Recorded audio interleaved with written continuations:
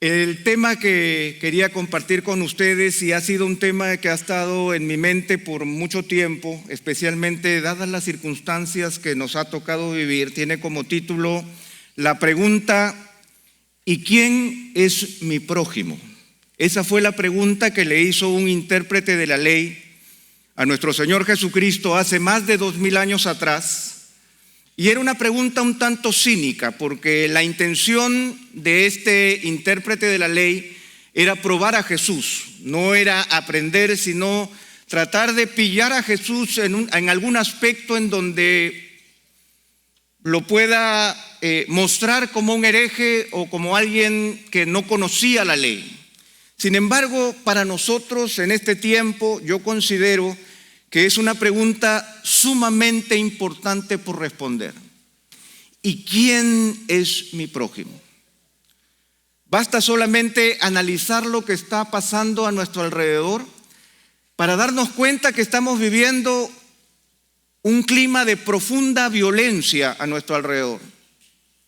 No solamente la pandemia nos ha separado.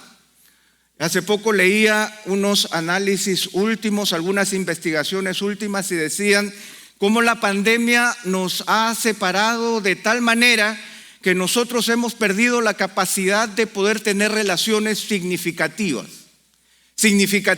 entre personas de carne y hueso. Nos hemos tornado más que todo hacia las redes sociales, y en las redes sociales no encontramos tampoco un clima positivo. Los que tenemos cierta participación pública en las redes nos damos cuenta todo lo que se puede decir de uno sin que lo merezca, sin que uno siquiera lo merezca.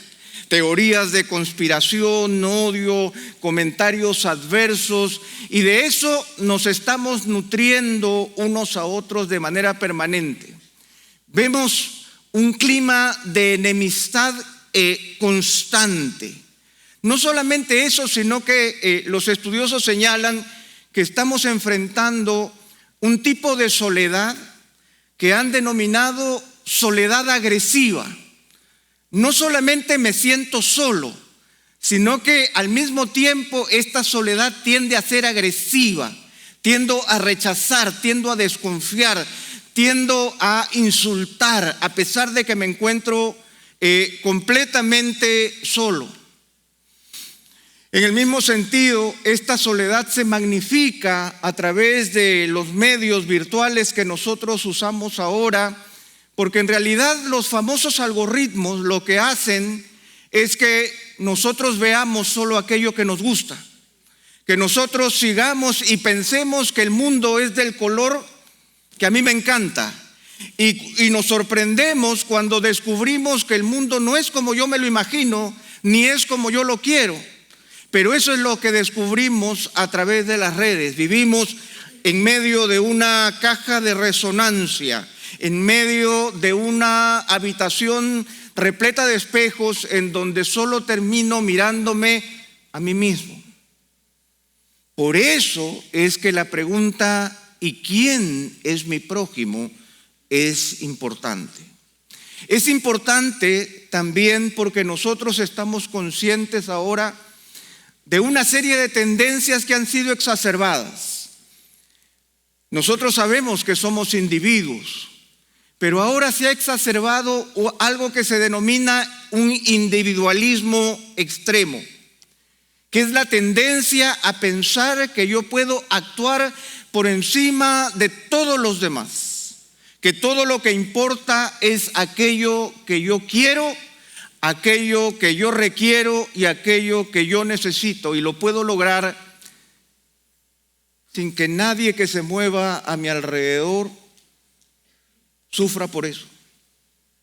Se habla también de una autonomía extrema, una libertad autodirigida y una independencia moral sin mayor consideración que los propios pensamientos, los propios sentimientos y la propia voluntad.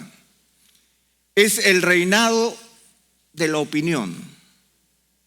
Y por eso es que la pregunta ¿y quién es mi prójimo? Es fundamental. Tenemos que volver a preguntarnos quiénes están a mi alrededor. Y no es solamente una pregunta social, sino que se trata de una pregunta espiritual. Porque nosotros hemos sido llamados a convivir en comunidad con otras personas, de las cuales la esencia de esa comunidad espiritual es de la iglesia. Pero aún en la iglesia nosotros descubrimos que aún la iglesia se ha desmembrado. Por un lado estamos viviendo el mejor de los mundos, porque la iglesia ha aprovechado la tecnología de tal manera que ahora nosotros podemos, como en este momento, nos pueden estar viendo en muchos lugares. Hay muchos jóvenes que se han levantado y han abierto sus páginas y sus YouTube y han abierto sus corazones para transmitir verdades. Podríamos decir que ese es el mejor de los mundos, pero también es el peor de los mundos, porque tendemos a atomizarnos, a separarnos. No sabemos a dónde pertenecemos. No nos sentimos parte de una comunidad, nos sentimos parte del mundo virtual, pero no rendimos cuentas a nadie. Finalmente, nosotros tenemos que preguntarnos quién es mi prójimo por una razón fundamental. Como nunca antes, el cristianismo, sus valores, sus principios, sus iglesias están siendo cuestionadas. Y cada vez de una manera más agresiva y violenta, a tal punto que quieren erradicarnos de la faz de la tierra. Y pareciera que ya nosotros los cristianos tenemos que ocultar quiénes somos, porque ya no somos prójimo de nadie. Y eso se ha ido exacerbando con el tiempo y lo vemos cada vez de una manera cada vez más notoria, no solamente en el primer mundo, sino también a nuestro alrededor. Hay ciertas ideologías que tienen como base la erradicación del cristianismo porque les perjudica en aquellas cosas que promueven. Y lo vemos diariamente. Entonces, esa es la pregunta que nosotros debemos hacer. ¿Y quién es mi prójimo? Así que voy a invitarles a que podamos abrir nuestras Biblias o encender nuestras Biblias en Lucas, el capítulo 10. Y nos encontremos con este pasaje que es un pasaje sumamente conocido y sencillo, pero es que es sumamente profundo y amplio. Y que debe llevarnos a tomar decisiones con respecto a esta pregunta que este intérprete de la ley le hace a nuestro Señor Jesucristo. En el capítulo 10 de Lucas, a partir del verso 25, dice así la palabra del Señor. Cierto intérprete de la ley se levantó y para poner a prueba a Jesús dijo: Maestro, ¿qué haré para heredar la vida eterna? Y Jesús le dijo: ¿qué está escrito en la ley? ¿Qué lees en ella? Respondiendo dijo: amarás al Señor tu Dios con todo tu corazón y con toda tu alma y con toda tu fuerza y con toda tu mente, y a tu prójimo como a ti mismo. Entonces Jesús le dijo: has respondido correctamente. Haz esto y vivirás. Pero queriendo él justificarse a sí mismo, dijo a Jesús: ¿y quién es mi prójimo? Vamos a quedarnos allí por un momento y vamos a tratar de meditar y sacar algunos principios y verdades de esta primera parte. Definitivamente la intención de este intérprete de la ley no era muy santa, lo declara el mismo Lucas. El intérprete de la ley se levanta para poner a prueba a Jesús. Esa era su intención. Las circunstancias que propician esta conversación no son claras, porque aparentemente Lucas está cerrando una etapa con el regocijo de Jesús en los versículos anteriores, y aquí simplemente, sin mayor introducción, él dice que cierto intérprete de la ley se levantó y se presentó delante de Jesús para probarlo. Por lo tanto, nosotros no podemos saber exactamente cuál era la intención o cuál era la motivación de este hombre, más que simplemente dejar en ridículo a Jesús o desacreditarlo públicamente producto de sus enseñanzas. Ahora, hablemos un poco, ya que todos estamos aprendiendo, hablemos un poco de qué significa ser un intérprete de la ley. Definitivamente su pregunta iba respaldada por su currículum, por decirlo de alguna manera. Este intérprete de la ley gozaba de cierta reputación pública en el tiempo de Jesús. Quizás la palabra intérprete de la ley no nos diga mucho, pero si lo vemos la traducción en otras versiones que nos dicen, por ejemplo, una versión dice que era un doctor de la ley, un maestro de la ley, un experto en la ley religiosa. Definitivamente el intérprete de la ley era un teólogo versado en la ley de Dios, de tal manera que podía él argumentar en profundidad acerca de lo que la ley traía consigo. Es interesante que las versiones en inglés dicen que era un abogado, un representante de la ley que respondía ante la ley para resolver los asuntos humanos.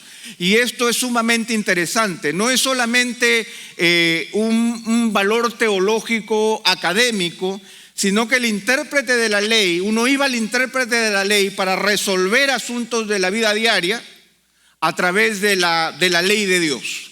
La palabra griega es la palabra nomikos, y nomikos es simplemente nomos, que es ley, y la terminación habla de una persona que ejecuta la ley, una persona entendida en la ley judía, especializada en interpretar el Antiguo Testamento y en la aplicación de la enseñanza de algunos rabinos de renombre.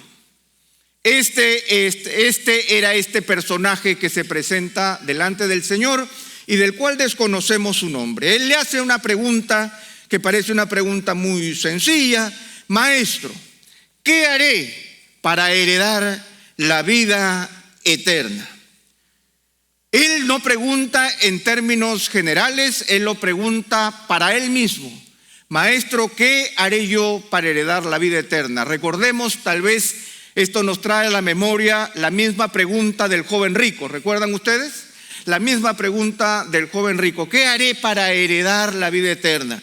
Definitivamente esta pregunta debe haber sorprendido a la multitud, porque siempre Jesús estaba rodeado de gente, reconocen este intérprete de la ley y lo reconocen con humildad.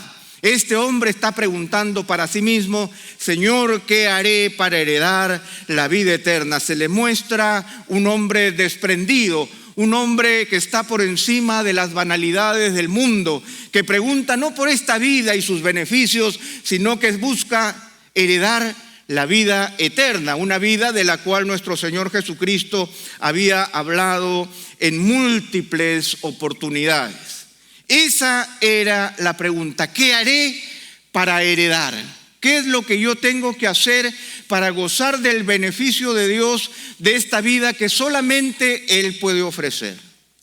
La respuesta de Jesús es sumamente interesante. La respuesta de Jesús es inmediata. Él le repregunta a él, que es experto en la ley, y le dice: bueno, ¿qué está escrito en la ley? ¿Qué es lo que tú, básicamente, qué es lo que tú lees en ella?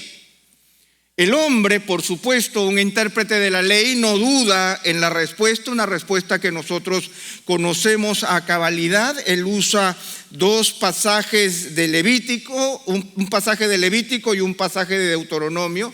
Deuteronomio 6:5 y Levítico 19:18, y él repite la ley porque fue la pregunta que le hizo Jesús. ¿Qué lees en ella?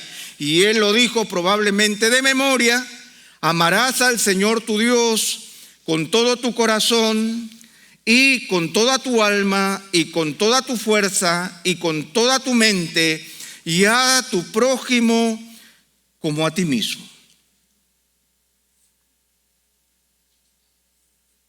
¿Qué les parece esa respuesta? Brutal, para decirlo de alguna manera. Era la respuesta precisa que él había dicho. Recordemos que ya el Señor Jesucristo había dicho en Mateo 22:40, con estas palabras: de estos dos mandamientos dependen toda la ley y los profetas. De tal manera que era evidente en este momento que este hombre sabía de lo que estaba hablando. ¿Cómo le responde Jesús?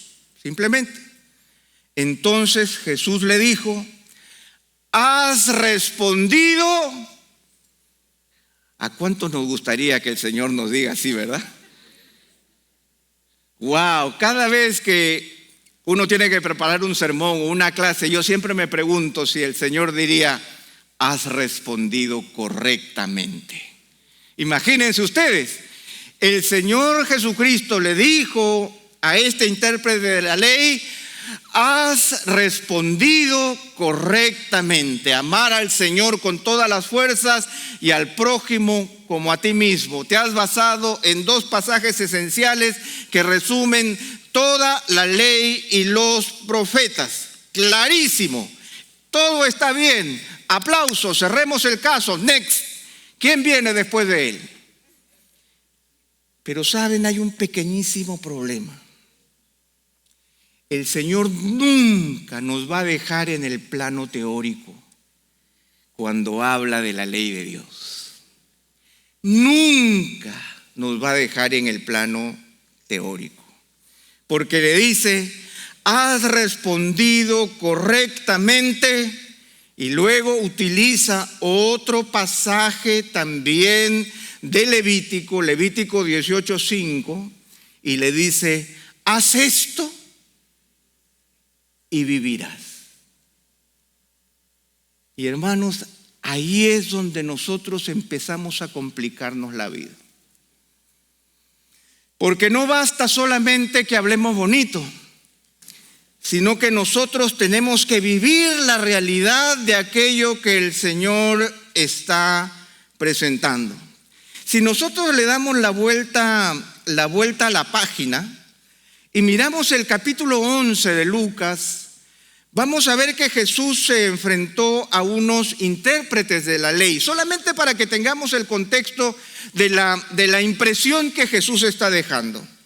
En el capítulo 11 de Lucas, a partir del verso 45, dice: respondiendo uno de los intérpretes de la ley, le dijo: maestro, cuando dices esto, también a nosotros nos insultas, porque Jesús estaba refiriendo a la hipocresía de los fariseos. Pero parece que el intérprete de la ley se sintió aludido. ¿Y Jesús qué le respondió?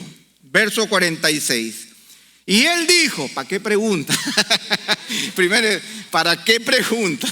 Mejor te quedas callado, ¿no? Dice, y él le dijo: ay también de ustedes, intérpretes de la ley, porque cargan a los hombres con cargas difíciles de llevar, y ustedes ni siquiera tocan las cargas con uno de sus dedos. Ahora me queda claro por qué Jesús le dijo, ¿no es cierto? Has respondido correctamente. Haz esto y vivirás. Y yo creo que esto nos toca a todos nosotros, hermanos, de manera particular, porque a nosotros nos encanta la teoría. A nosotros nos encanta la charlita de café para resolver los problemas del mundo. Nosotros no bateamos una pelota, pero sabemos cómo hay que hacerlo. Y el que no lo hace correcto, yo le digo exactamente mientras me tomo el cafecito cómo debió haber sido y por qué es que esa cosa no ha funcionado. Y ese es nuestro problema. Nuestro problema radica en que a nosotros nos gusta conocer el mapa, pero no nos preocupamos por pisar el terreno. Nos encantan los mapas coloridos. Nos encanta recorrer las superficies solamente con el paso de mi vista. Y yo siento que ahí ya lo sé todo. Sin embargo, el Señor nos dice claramente que podemos responder correctamente, que no hay error en eso. No nos equivoquemos. El problema no es que nosotros sepamos y conozcamos la Escritura. Jesús bendijo a este hombre. Imagínense, le dijo, has respondido correctamente. Recibes, me he olvidado cuál es la nota máxima en República Dominicana. 10. 100, ya. 100, en Perú es 20. En Chile 7. En otros países son 4. Entonces por eso estaba medio confundido. Pero le dijo, has recibido un 100. Vívelo. Hazlo y vivirás. Y esa es nuestra gran demanda con respecto a este pasaje de la Escritura. La verdad es que nosotros reconocemos que debemos amar a Dios por sobre todas las cosas. Pero haz esto y vivirás. Que debemos amar al prójimo como a nosotros mismos, pues haz esto y vivirás. Es interesante que San Agustín hablaba con respecto a estos pasajes del amor a Dios por sobre todas las cosas y el amor al prójimo como a uno mismo. Y él decía que nosotros tenemos un problema de amor desordenado. ¿Qué significa que tenemos un problema de amor desordenado? Significa que nosotros amamos y perdemos la calificación del orden del amor. Mi problema no es que amo cosas malas, sino que no las amo en el lugar que le corresponden. Y cuando el Señor establece estos dos mandamientos, que son la base y la esencia de la ley, nosotros tenemos que reconocer cuál es nuestra posición en base a ese amor que el Señor ha establecido. ¿Cuál es el orden correcto para que yo pueda vivir correctamente? Es por eso que este intérprete de la ley seguramente se ve pillado. Cuando escuchó primero que dijo, has respondido correctamente, el pecho se le levantó. Y puso esa cara de, ¿qué te dije? ¿Qué te dije?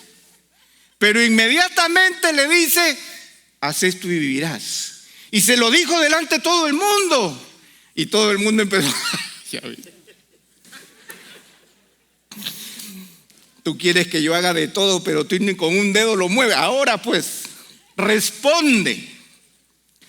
Es por eso que este hombre, dice el verso 29 del capítulo 10 de Lucas, dice que este hombre, queriendo justificarse a sí mismo, él quería volver a recuperar la aprobación que había perdido. Porque a pesar de que el Señor le había dicho, has respondido correctamente, en la práctica tenía un problema. Y por eso Él le hace esta pregunta que nosotros también nos hacemos hoy. ¿Y quién es mi prójimo? Pero quiero mostrarles que esta pregunta no se puede responder teóricamente, porque ya la teoría ya está respondida. Ya la teoría está clara. Pero él insiste y pregunta, ¿y quién es mi prójimo? Tengo que reconocer que la pregunta no era muy descabellada. La pregunta que él hace tiene una razón de ser que tiene que ver con la concepción que los judíos tenían en su tiempo de quién era su prójimo. En ese momento, para ellos interpretaban Levítico de una manera nacional, de una manera corporativa, basándose en el pueblo de Dios, en el Israel geográfico y en el Israel racial. De tal manera que, no tienen que buscarlo, pero en Levítico 19, en los versos 17 y 18, la ley dice lo siguiente: no odiarás a tu compatriota en tu corazón. Ciertamente podrás reprender a tu prójimo, pero no incurrirás en pecado a causa de él. No te vengarás ni guardarás rencor a los hijos de tu pueblo, sino que amarás a tu prójimo como a ti mismo. El contexto de este pasaje les hacía presumir a los judíos que el único deber para con el prójimo que ellos tenían era ¿con quiénes? Con sus compatriotas, nada más. ¿Por qué? Porque el pasaje dice: no odiarás a tu compatriota en tu corazón, ni ciertamente podrás reprender a tu prójimo, pero no incurrirás en pecado a causa de él. No te vengarás ni guardarás rencor a los hijos de tu pueblo. Por lo tanto, la idea de quién es mi prójimo quedaba restringida única y exclusivamente al pueblo de Israel. Cualquier otra persona que no fuera judía quedaba fuera del alcance de la definición y de la responsabilidad que el mandamiento traía consigo. Por eso es que esta pregunta es fundamental, porque la forma en que Jesús la responde es una forma maravillosa, y es una forma, hermanos, en la que todos nosotros debemos reflexionar. Ustedes conocen la parábola del buen samaritano, ¿verdad? Así que ustedes van a hacer ahora como que no la conocen. Porque es como contar el chiste y ya saben el final, pastor. Todos saben esta historia, entonces ¿cómo la cuento si ya la saben? Entonces ustedes no saben esta historia. ¿Ok? Vamos a hacer... Se fue la historia, primera vez. ¿Está bien? No, nadie la sabe, nadie. Entonces Jesús le responde a este hombre en el verso 30 y le dice: cierto hombre bajaba de Jerusalén a Jericó y cayó en manos de salteadores, los cuales después de despojarlo y de darle golpes, se fueron, dejándolo medio muerto. Por casualidad, cierto sacerdote bajaba por aquel camino y cuando lo vio pasó por el otro lado del camino. Del mismo modo también un levita, cuando llegó al lugar y lo vio, pasó por el otro lado del camino. Quedémonos ahí. ¿Ustedes no saben el final? No saben. Cuando el Señor cuenta esta historia, Él representa una historia que realmente nos llama a todos la atención. Cada vez que hay un drama humano, todos tenemos una opinión. Yo imagino que cuando el Señor empieza a contar esta historia, cierto hombre bajaba de Jerusalén a Jericó y cayó en manos de salteadores, los cuales después de despojarlo y darle golpes, se fueron, dejándolo medio muerto. En medio de la multitud todo el mundo dice: eso pasa en el camino, dice, siempre. Yo conozco. Yo tengo un primo que la vez pasada estaba ahí también y le dieron duro. Le sacaron, le quitaron todo lo que tenía. El pobre se tuvo que ir caminando porque hasta el burro se lo llevaron. Lo dejaron hasta sin burro. Todos conocemos esas historias, ¿verdad? Esta historia impacta, te empuja a sentirte parte de alguna manera en aquello que está pasando. Y luego Jesús, que es el maestro del llamado de atención, Él habla, ¿no es cierto?, de este hombre a quien le han dado tantos golpes que lo han dejado medio muerto. Ni siquiera sabemos su nombre, no puede responder por sí mismo, no puede pedir ayuda. No sabemos quién es. Está tirado con la cara ahí a la vera del camino y probablemente tiene la apariencia de que ya está muerto. Sin embargo, dice el verso 31, por casualidad cierto sacerdote bajaba por aquel camino y cuando lo vio, pasó por el otro lado del camino. No. Un sacerdote que viene bajando de Jerusalén, de adorar, para acá, para allá, baja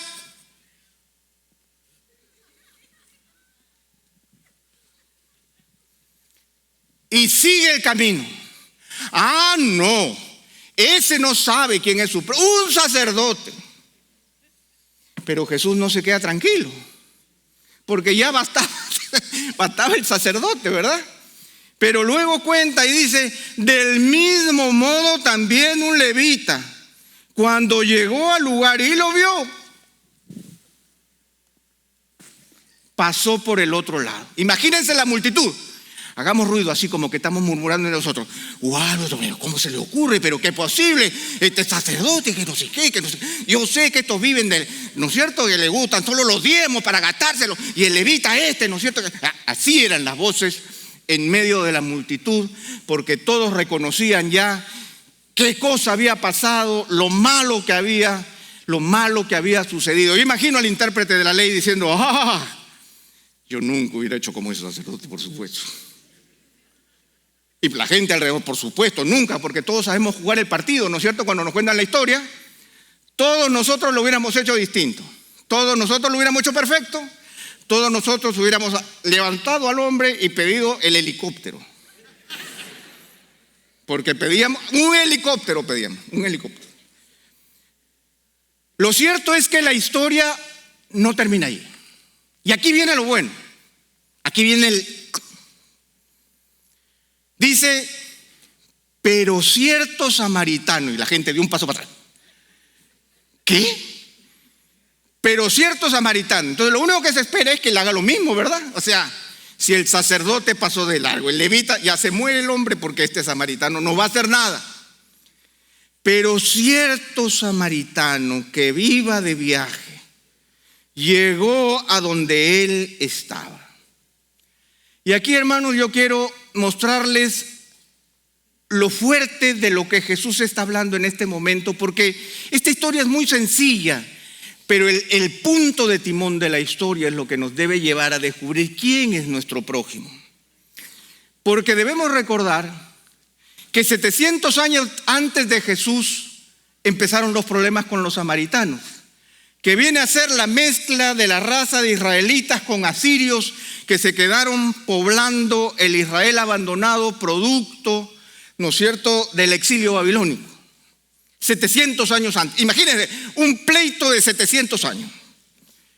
Estos samaritanos luego aparecen en la historia de Esdras y Nehemías y nos dicen que ellos se opusieron a la reconstrucción del templo y de la muralla, ya 450 años antes, y siguen los problemas. Los judíos, que tampoco eran de quedarse tranquilos, los judíos destruyeron el templo de Gerizim, que los samaritanos se habían edificado 200 años antes de Jesús.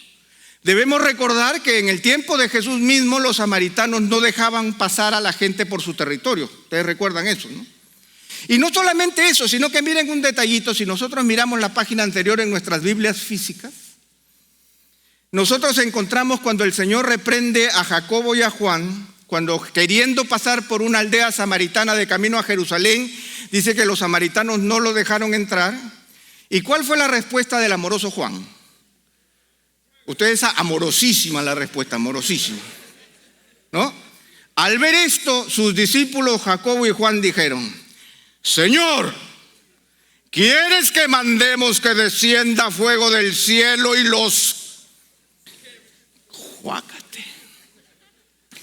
los consuma? Estamos hablando de ahí nomás. O sea, entonces aparece en la historia este samaritano.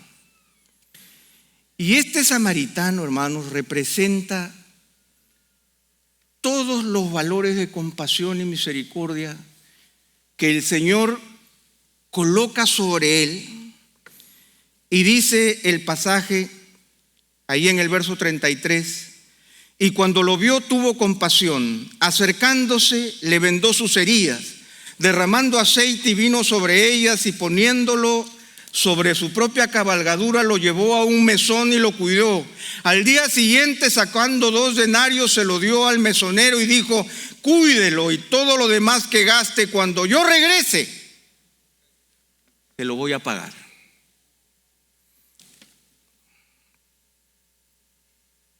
¿Cómo entendemos esto? Imagínense a la multitud. Un sacerdote insensible es posible. Un levita distraído es condenable. Pero un samaritano compasivo con un judío es inexplicable. Es inexplicable. Ahora, en medio de esta historia, Jesús nos presenta una realidad inexplicable, pero que responde justamente al valor de la acción que el Señor está demandando de nosotros. Nos está demandando una acción inexplicable. Un teólogo dice: la historia de Jesús sobre el samaritano compasivo, sin embargo, en vez de angostar la definición de prójimo, reformula todo el tema de dos maneras. El samaritano odiado viene a ser incluido en la categoría de prójimo, y el prójimo es definido como uno que muestra en vez de uno que recibe la misericordia. Yo soy prójimo cuando muestro misericordia. Mi prójimo no es simplemente el que esté en necesidad, sino que el prójimo es el que se entrega. Y por eso es que Jesús le pregunta a este hombre, allí cuando acaba la parábola, le dice en el verso 36, ¿cuál de estos tres piensas tú que demostró ser prójimo del que cayó en manos de los salteadores? Ahora pues, responde. Tienes que decir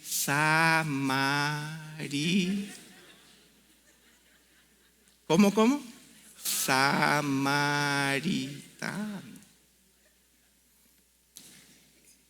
El intérprete de la ley respondió: el que tuvo misericordia de él. No dijo samaritano. No lo dijo, pero era obvio. Hermanos, nosotros nos encontramos aquí ante una situación sumamente complicada. Nosotros estamos viviendo una situación de odio social exacerbado en medio de nuestras comunidades. Nosotros podemos reconocer muy claramente quiénes son nuestros de quienes no son de los nuestros. Pero el Señor nos manda en su palabra de una manera absolutamente clara a que nosotros podamos reconocer quién es nuestro prójimo, pero no en la medida de buscar a quienes son iguales o en la medida en que nosotros reconocemos a aquella persona que está pasando necesidad para reconocerla como nuestro prójimo. La identidad de prójimo la asumo yo y la llevo en el camino, de tal manera que yo vengo a ser el prójimo aún de aquellos que aparentemente no deberían recibir ningún beneficio de mi parte. A nosotros nos encanta llenar los formularios de prójimo. A ver, Francisco, tú eres mi prójimo. A ver, dime, ¿cuánto ganas? ¿Dónde vives? No calificas. Perdóname, pero no calificas para prójimo. Lo cierto, hermanos, es que nosotros descubrimos ese judío medio muerto que no podía responder ninguna pregunta, que no podía afirmar si era bueno o si era malo. No sabemos si era bueno, si era malo, si era una buena persona, era un buen padre, un buen hijo. No sabemos nada. Lo único que sabemos es que el samaritano se acercó, lo vio y tuvo compasión de él y actuó de esa manera. Yo creo que esta actitud revolucionaria es la actitud que nosotros debemos asumir en este tiempo, y es urgente, hermanos, que la asumamos. Nosotros estamos sintiendo tal presión social que nosotros a veces no podemos salir de esa marea que nos impulsa a mirarnos con odios unos con otros. Pero el Señor enseña con absoluta claridad que nuestra capacidad de identificar a nuestro prójimo es fundamental, porque cuando este hombre responde, miren ustedes, el intérprete de la ley dice en el verso 37, respondió: el que tuvo misericordia de él. ¿Y qué le responde Jesús? ¿Qué le responde Jesús? Ve y haz tú lo mismo. No cambió un solo ápice del mandamiento. Él ya había respondido correctamente y simplemente ahora le pone un ejemplo sumamente complicado y nuevamente le reitera: ve tú y haz lo mismo. Hermanos, todos nosotros tenemos relaciones familiares, amicales, religiosas, sociales, profesionales. Lo que el Señor me está diciendo aquí es que este mandamiento me lleva a trascender, a ir más allá de todas esas relaciones en el reconocimiento de quién es mi prójimo. Llegan momentos, hermanos, en donde tendremos que descubrir lo que significa poner la otra mejilla. Llegan los momentos en donde nosotros vamos a tener que atender a aquellos que realmente se oponen con toda su fuerza contra nosotros. Este es un asunto espiritual, es un asunto de testimonio personal. Y no solamente eso, sino que déjenme decirles que esto se conecta al Evangelio de una manera muy sencilla. Esa persona a la vera del camino soy yo, muerto en mis delitos y pecados. Yo soy el que estaba a la vera del camino. Y la religión pasó de largo porque la religión no puede devolverme la vida. Y el levita pasa de largo porque no puede hacer nada por mí. Pero Jesús es el samaritano.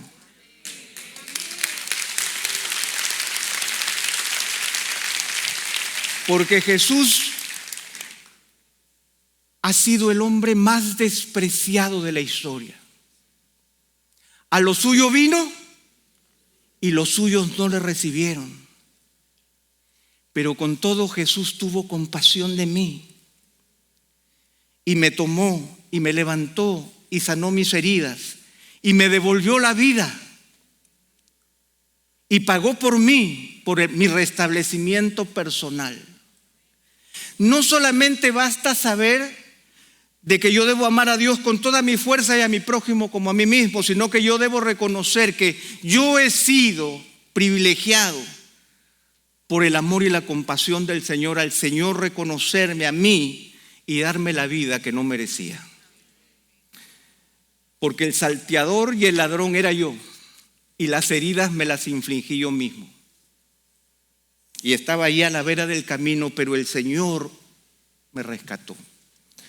Hermanos, si nosotros hemos vivido esa gracia de Dios, pues ve y haz tú lo mismo. Hermanos, los cristianos somos los samaritanos de esta generación. Pero nosotros vamos a responder con compasión, porque si recibimos de gracia, daremos de gracia. ¿Saben? Este es un tema espiritual. ¿Por qué? Porque la discusión no giró, y es interesante, y puede ser para otro tema, pero la discusión no giró acerca de cómo amar a Dios por sobre todas las cosas, sino que la conversación giró alrededor de quizás la parte más difícil que nosotros tenemos, que es cómo amar a nuestro prójimo. Es bien interesante que cuando el Señor recibe la pregunta del joven rico, cuando le pregunta cuáles son los mandamientos, ¿no es cierto?, que tengo que obedecer, Jesús le habló todos los mandamientos que tenían que ver con las relaciones con las otras personas. Y yo leía a un comentarista que decía, la advertencia de nuestro Señor es que nuestra religión no perjudique nuestro amor al prójimo. Que la religión no perjudique, no sintamos que ahora que tenemos el mapa ya no necesitamos del territorio. Jesús no se quedó en el cielo, Jesús descendió y se hizo hombre y vimos su gloria como del unigénito del Padre, lleno de gracia y verdad. Y se humilló hasta lo sumo, haciéndose obediente hasta la muerte y la muerte de cruz. Ese es nuestro ejemplo. Y eso es parte del testimonio, hermanos, que debemos fortalecer en estos tiempos difíciles.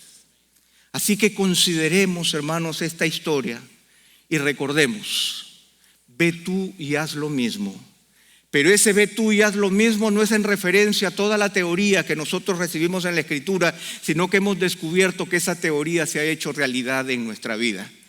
Porque de tal manera amó Dios al mundo, que ahora puedo estar aquí en pie delante de ustedes porque el Señor me ha dado vida. Y esa vida es simplemente no para que yo la aproveche para mí, sino para que yo pueda también mostrar de esa vida a los que se mueven a nuestro alrededor y que probablemente son tan enemigos nuestros como eran los samaritanos con los judíos en el tiempo de Jesús. Oremos, hermano.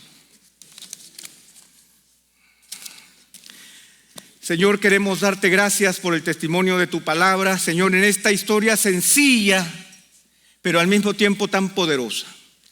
Yo te pido, Señor, que tú nos concedas el privilegio de poder responder ante nuestro prójimo con la misma compasión con la que tú has respondido, Señor, por nosotros. Te damos gracias, Señor, porque tú nos has dejado con claridad cuál es tu expectativa, Señor, que te amemos a ti con todo nuestro corazón, con toda nuestra alma, con toda nuestra mente y con todas nuestras fuerzas. Y queremos tener, Señor, nuestro amor en orden. Señor, poniéndote a ti en primer lugar eminente en nuestra vida.